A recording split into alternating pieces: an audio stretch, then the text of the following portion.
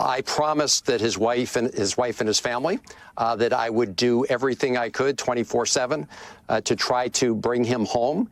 And that's why I am going to El Salvador. Senator Van Hollen seems to be under the very confused impression that this MS-13 terrorist is his constituent. He is President Bukele's constituent. He is President Bukele's citizen. He is President Bukele's resident. He is not a Maryland man. He is not a Maryland anything. He is an illegal alien from El Salvador with a deportation order from the United States. There are American moms and American dads, actual American citizens, who have suffered and been brutalized and been murdered by Joe Biden's illegal aliens, the Democrat Party's illegal aliens. Our tears, our sympathy, our empathy are reserved for actual American moms and dads, not the invaders, Jesse. Yep. Senator Van Hollen wants to go all the way to El Salvador to save an illegal alien alleged gang member terrorist. And he's not alone. Even crazy Spartacus Cory Booker might join him. So you know what we need? That's right, our best friend, Stephen Miller. Because with all of this lunacy, you need someone to come in and set it straight for what is really going on behind the scenes and why a lot of their facts that they're promoting are totally wrong. It's SeanDaniel here, and I know I'm probably like you guys. As soon as you see a Stephen Miller video, you click, you watch, and I'm even doing so from Kyoto, Japan. If you enjoy the video, consider subscribing. Let's go.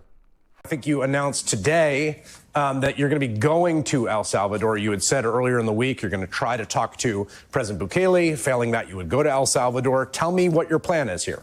Well, Chris, you laid out the stakes very clearly, both for the country in terms of the Trump attack on freedom and in the case of Kilmar, who is Exhibit A of a bully trying to start by picking on the most vulnerable. So I promised that his wife and his family that I would do everything I could 24/7 to try to bring him home. And that's why I am going to El Salvador. Two reasons.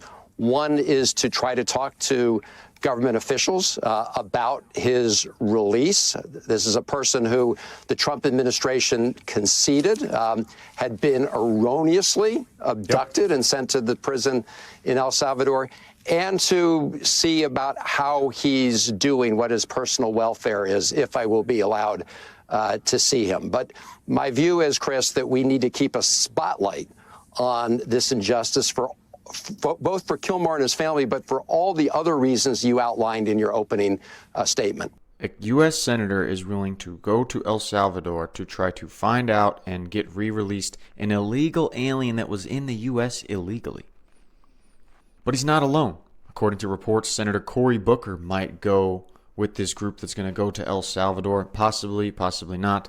But he was on MSNBC trying to defend this guy who was in our country illegally, who we need to prioritize over U.S. citizens, who we need to make sure his welfare is okay, and that no injustice is done to him despite the injustice he's done to our country.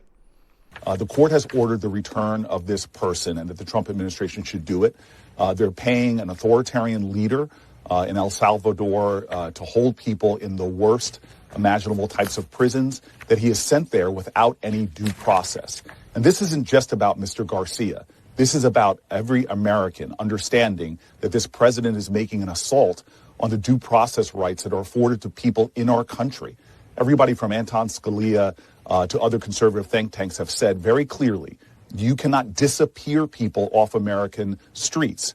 We are a nation of rules, and due process is clearly one of them. And to erode the due process rights of anyone is a threat to the due process rights of everyone. This is a democratic slippage, and we all should be speaking out against it.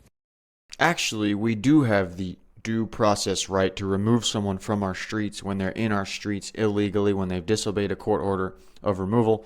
But I don't need to explain that to you. You know who will explain it better than me? Stephen Miller. But before we get to Papa Steve in this right-hand corner who was in the Oval Office yesterday, let's hear from the president of El Salvador himself about what he's willing to do and what he's not willing to do and why. I asked ¿Usted lo liberaría, President Presidente Bukele? Can President Bukele weigh in on this? Do you plan to return him? Well, I'm suppose you're not suggesting that I smuggle a terrorist into the United States, right? How can I smuggle? How can I return him to the United States? Like I smuggle him into the United States, or what do I do? Of course, I'm not going to do it. It's like, I mean, the question is preposterous. How can I smuggle a terrorist into the United States? I don't have the power to return him to the United States. He's not going to return the guy to the U.S., especially because this guy is actually from El Salvador.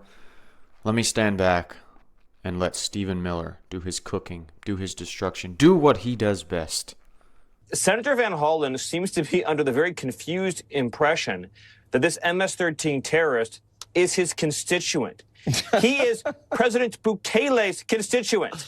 He is President Bukele's citizen. He is President Bukele's resident. He is not a Maryland man. He is not a Maryland anything. He is an illegal alien from El Salvador with a deportation order from the United States. He is not legally even allowed to be in our country. Under the due process that these Democrats so venerate for illegal invaders, it is legally impermissible for him to have one more minute in this country.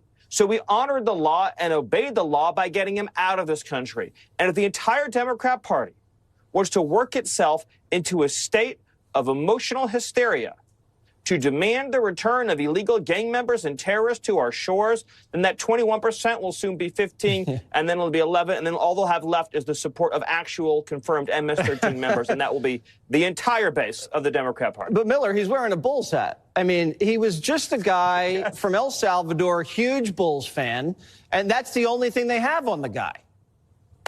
Yes, there was an elaborate conspiracy from the Prince George's County Police Department to label him correctly as an MS-13 gang member so that President Trump would then deport him 10 years later. The simple reality is that the police said he was an MS-13 gang member. One immigration judge said he was an MS-13 gang member. ICE said he was an MS-13 gang member. Another immigration judge said he was an MS-13 gang member. And his president, who is not Donald Trump, his president is Bukele, says that he is, again, a confirmed MS-13 gang member.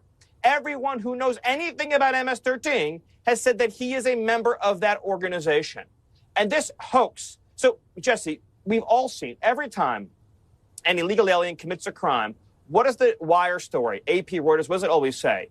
Cleveland man shoots innocent person. Ohio man shoots innocent person, right? Los Angeles man. And they're illegal aliens. They never, ever admit that the people that are committing these crimes, that are joining these gangs, that are here in our country, are illegal aliens. No, but Miller, imagine writing a header for a news story that says, Trump deports illegal alien from El Salvador to El Salvador.